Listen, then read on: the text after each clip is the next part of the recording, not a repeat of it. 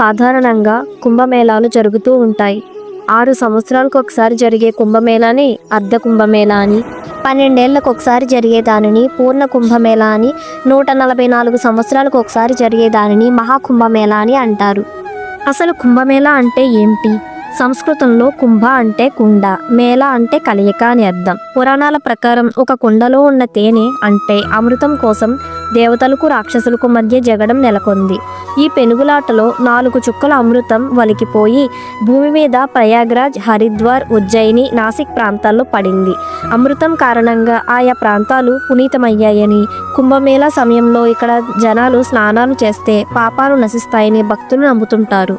ముఖ్యంగా ప్రయాగ్రాజ్లోని త్రివేణి సంగమం వద్ద జరిగే మహాకుంభమేళాకి ఎక్కువ ప్రాధాన్యత ఉంటుంది. దాదాపు 150 దేశాల నుండి 40 కోట్లకు పైగా జనాలు ఈ మహాకుంభమేళాకు వస్తారని అంచనా వేస్తున్నారు.